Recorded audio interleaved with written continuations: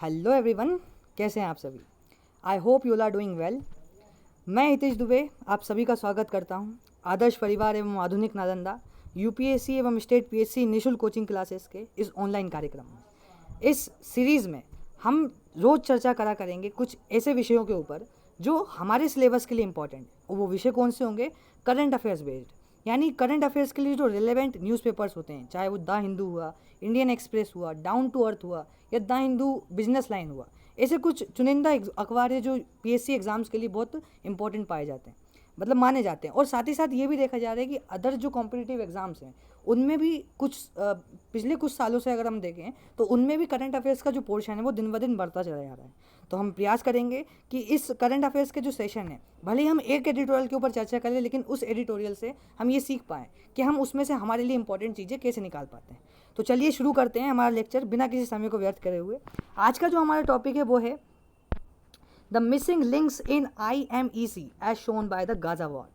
IMEC में लापता link जैसे कि गाजा युद्ध द्वारा दिखाई गए हैं। अब ये दो शब्द जो है हमें दिक्कत दे रहे हैं, एक तो है IMAC और दूसरा क्या है, एक तो है मिसिंग लिंक्स। ये दोनों शब्दों का अर्थ क्या होगा? जो पुराने पढ़ने वाले अभ्यर्थी होंगे उन्हें तो बिल्कुल समझ में आ गया होगा ये क्या है।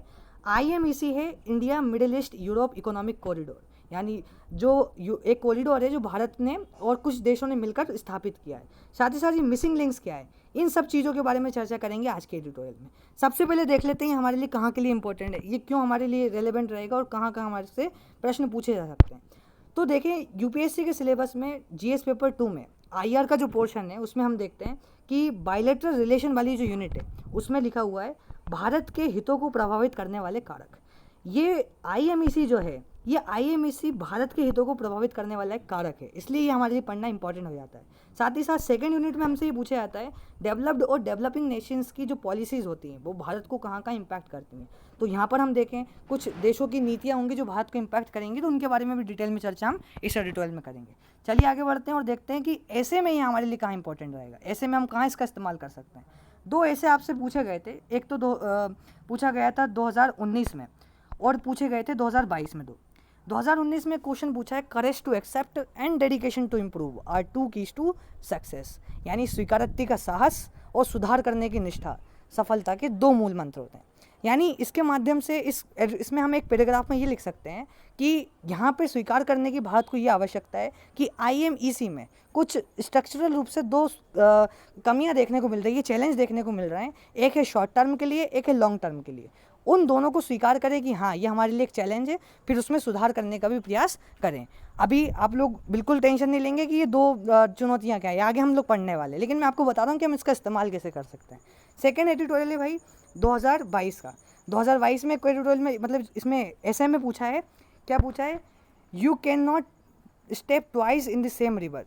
आप उसी नदी में दोबारा कदम नहीं रख सकते या नहीं उतर सकते। इसका अर्थ ये है कि हमने जो गलती पहले कर ली अब उस गलती को नहीं दोहराएंगे, यानी केवल जो कारक अभी देखने को मिल रहे हैं कि कहीं ना कहीं वल्नरेबल हैं हमारे जो प्रोजेक्ट है उसके लिए, उन्हीं पर ही काम नहीं करेंगे। साथ ही साथ जो और वल्नरेबिलिटीज़ हैं जो संभावित भविष्य में हो सकती है उन पर भी काम करने का प्रयास करेंगे। साथ ही साथ एक और क्वेश्चन पूछा गया है, वो क्या है, visionary decision making happens at the intersection of intuition and logic. दूरदर्शी निर्णय तभी लिए जाते हैं जब अंतर्ज्ञान और तर्क का परस्पर मेल होता है।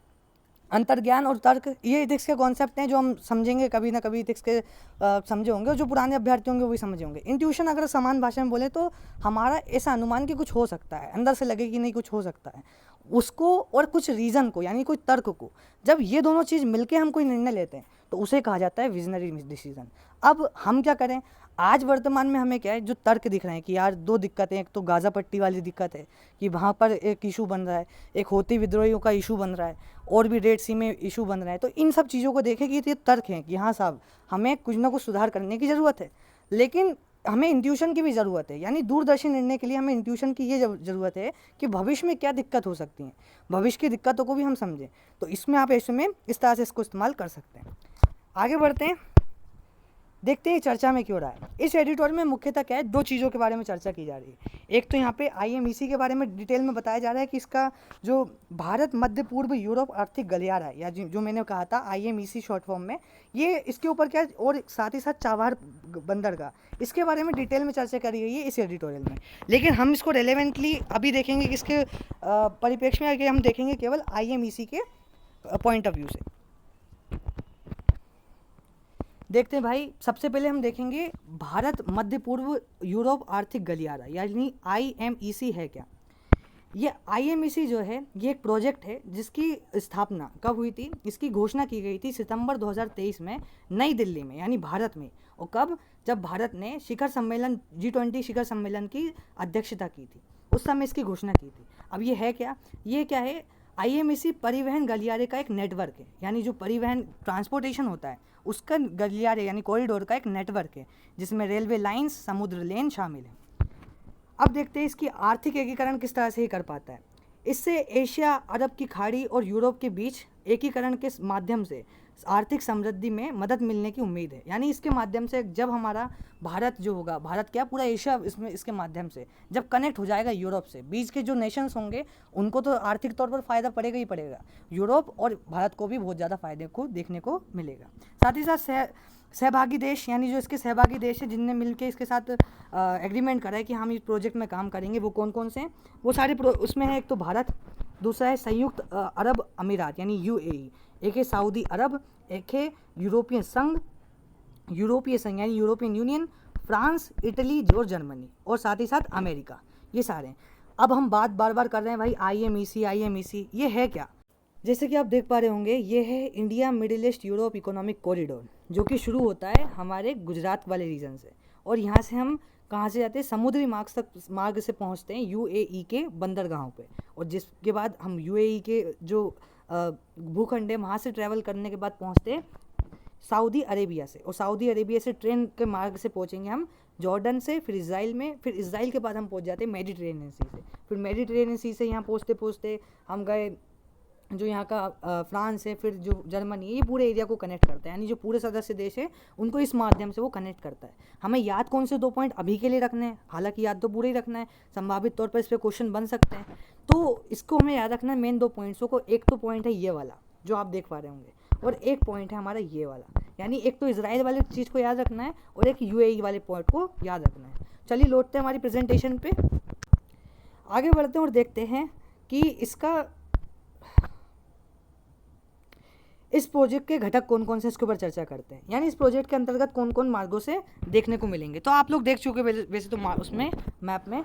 एक तो रेलवे लाइन है, रेलवे लाइन के माध्यम से हम विभिन्न देशों को एक दूसरे से ऐड करेंगे। साथ ही साथ अन्य जैसे जो साथ साथ क्या हुआ, एक बिजली केबल हुई, हाइड्रोजन पाइपलाइन हुई, हाई स्पीड इंटरनेट केबल हुई, ये भी इस परियोजना के क्या हैं, एक महत्वपूर्ण हिस्से हो सकते हैं, और ये बुनियादी ढांचा भारत और यूरोप के बीच कनेक्टिविटी को और मजबूत करेगा। आगे बढ़ते हैं और देखते हैं कि इसके मेन उद्देश्य क्या है।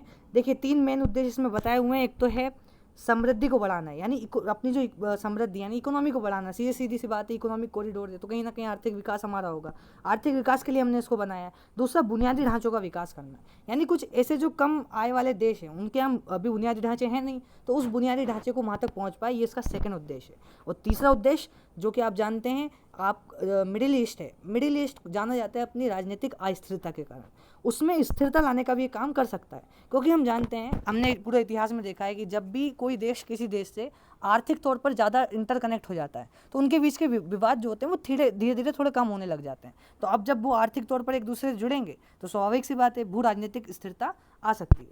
आगे बढ़ते हैं, देखते हैं दुनिया भर में इसके लिए क्या महत्व होगा भाई। इसके लिए दुनिया भर का महत्व होगा, पहला नई व्यापारिक दिशा, इसके माध्यम से हमको एक नई दिशा मिलेगी जिससे हम व्यापार कर सकेंगे, रोजगार का सृजन होगा। चाइना का जो प्रभुत्व बन रहा है अपने जो बुनियादी ढांचों में, यानी जो अपने बुनियादी ढांचा दिन ब दिन बढ़ाया जा रहा है, उसको अल्टरनेट करने के लिए हमारे बुनियादी ढांचा बना रहेगा जिससे हम उसको अल्टरनेट कर सकते हैं। सेकेंड चीज़ देखते हैं, लॉजिस्टिक दक्षता और लागत को कम। ये क्या करेगा, हमारी लागत को कम करेगा। लागत मतलब जो ट्रांसपोर्टेशन कॉस्ट होती है उसको कम करेगा, लॉजिस्टिक जो कॉस्ट होती है उसको कम करेगा। मेन कारण मैं आप लोगों को बताता हूँ कि इसका मेन कारण क्या है। मेन भारत को इससे क्या लाभ होगा, आईएमईसी का मेन भारत को इसका लाभ होगा सुएज कैनाल का एक अल्टरनेटिव मिल जाना। जो हमारी सुएज कैनाल है, चलिए इसको मैप में देख लेते हैं।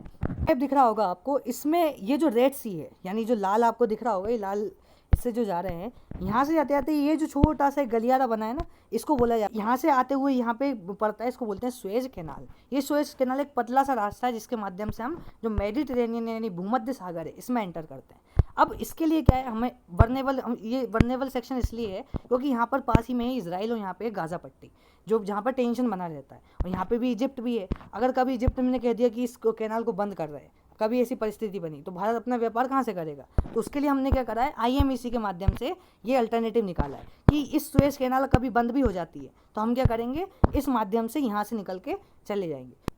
आगे बढ़ते हैं कि क्या क्या मुश्किलें हैं। मेन एडिटोरियल की शुरुआत यहाँ से होती है मुश्किलों से ऊपर, कि मेन मुश्किलें कहाँ कहाँ IMEC को देखने को मिल रही हैं। एक मुश्किल जो इसको देखने को मिल रही है वो है गाज़ा की। जो गाज़ा, आप चर्चा में सुना होगा इस जगह के बारे में, इजराइल और पैलेस्टीन इनके बीच में जो विवाद चल रहा है अभी, वो गाज़ा पट्टी के जो है इसको चर्चा में लेके आया है। गाज़ा में क्या है, IMEC के मौजूदा डिज़ाइन में दोषों को प्रकट किया, यानी गाज़ा में जो अभी वो हुआ था उसमें हमारे यहाँ के जो डिज़ाइन है उसमें कुछ दोष हैं उसको प्रकट किया है। साथ ही साथ यमन के जो विद्रोही हैं उन्होंने क्या कराएगा, यमन के विद्रोहियों ने लाल सागर तक जहाज़ों को पहुँचने से रोका, जिससे उन्होंने लंबा मार्ग का आवश्यकता पड़ी। अब इससे सेकंड चिंता की हो रही है IMEC की, भाई कि जो हमारा लाल सागर है उसको हौथी विद्रोहियों ने रोक लिया है, उसके कारण भी जो लोग हैं उनको लंबा ट्रेवल करना पड़ रहा है। और पहला क्या था, गाज़ा वाला। तीसरा, ईरान ने भी अभी धमकी दी है कि हम लोग जो स्ट्रेट ऑफ हॉर्मूज है उसको बंद कर देंगे, एक धमकी वो भी हमारे लिए बन सकती है। तीसरा है, ये घटनाएं व्यापार को प्रभावित, इस घटना ने क्या करा, व्यापार को प्रभावित करा और इजराइल के बंदरगाहों को भारी नुकसान पहुंचा है। इसमें भारत का जो अडानी समूह है उसका जो हैफा बंदरगाह है वो भी शामिल था। चलिए आगे बढ़ते हैं और देखते हैं कि ये जो मिसिंग लिंक्स हैं, जो हमें चर्चा में जो हमारा एडिटोरियल था उसमें शब्द आया था मिसिंग लिंक्स। ये मिसिंग लिंक्स क्या हैं? मिसिंग लिंक्स, हमने जो एक पूर्व निर्धारित पाथ करा है कि हम इस पाथ से यूं यूं होते हुए यहाँ जाएंगे, इस पाथ में आने वाली जो विनियोजित हमने रास्ता बनाया है इसमें आने वाली अड़चनें हैं, दिक्कतें, जो मिसिंग लिंक्स कहला रही हैं कि हमें कहाँ कहाँ मुश्किल सामना कर पाते हैं, मतलब इसमें हमको क्या सुधार करने चाहिए, उसके लिए जो चैलेंज बन रहे हैं वो मिसिंग लिंक्स के बारे में चर्चा कर रहे हैं। पहला मिसिंग लिंक्स है हमारा, लिंक में आता है स्ट्रेट ऑफ हॉर्मुज, इसकी वर्नेबिलिटी। पहले तो आप इसमें देख लीजिए स्टेट ऑफ हॉर्मुज कहाँ है। ये स्टेट ऑफ हॉर्मुज यहाँ पर है, जो यहाँ पे आप देख पा रहे होंगे UAE है, और ये स्टेट ऑफ हॉर्मुज है, और ये गल्फ ऑफ जो ओमान है वो है। अब ये जो स्टेट ऑफ हॉर्मुज है इसमें इजराइल ने क्या करा है, धमकी दी है कि हम इसको बंद करा देंगे।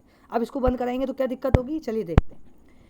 IMEC का वर्तमान डिज़ाइन अधिकतर संयुक्त अरब अमीरात यानी UAE के बंदरगाहों जैसे कि फुजैरा और जेबल अली को अत्यधिक निर्भर है। मतलब ये जो दो बंदरगाह हैं जो कौन कौन से, फुजैरा और जेबल अली, इन पर अत्यधिक निर्भर है, जो कि यहाँ पड़ते हैं, जो कि स्टेट ऑफ हॉर्मुज के पास पड़ते हैं।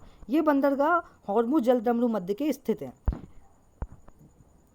हॉर्मुज जलदमरू मध्य वैश्विक तेल परिवहन के लिए एक प्रमुख मार्ग है, और पिछले में ईरान और अन्य देशों के बीच तनाव का केंद्र रहा है। गाज़ा युद्ध के दौरान ईरान ने हॉर्मुज जलदमरू मध्य को बंद करने की धमकी दी, जिसकी IMEC के साथ शिपिंग, यातायात और व्यापार में व्यवधान को खतरा उजागर हो गया। यानी देखने को मिल रहा है कि हमारा जो IMEC जिसके माध्यम से मैंने आपको कहा था, दो एरिया को आपको याद रखना है, जिसमें एक था UAE का ये वाला एरिया, जो गुजरात से पहले बार हम लोग जाके कहाँ मिलने वाले हैं, इसके यहाँ के जो बंदरगाह हैं वहाँ पे जाके हमारा जो IMEC के है वो कॉरिडोर जुड़ने वाला है। अब अगर यहाँ पर ही जो इजराइल है उसको यहाँ पर बंद कर देगा तो यहाँ टेंशन की स्थिति उत्पन्न होगी, और इस टेंशन के कारण हमारी जो स्थितियाँ वो बिगड़ सकती हैं। पहला तो टेंशन ये था स्टेट ऑफ हॉर्मुज का। सेकेंड है रेड सी वर्नेबिलिटी। रेड सी कहाँ है भाई, ये रेड सी आपको देखने को मिल रही होगी, यदि पिक्चर रेड सी की। IMEC भूमध्य सागर तक पहुँचने और यूरोप से जुड़ने के लिए हाडफा और इतल जैसे इजरायली बंदरगाहों पर निर्भर है। यानी इजराइल के दो बंदरगाह, मैंने आपको कहा था दो एरियाज़ को याद रखना है, एक तो था वो UAE वाला, एक था इजराइल का।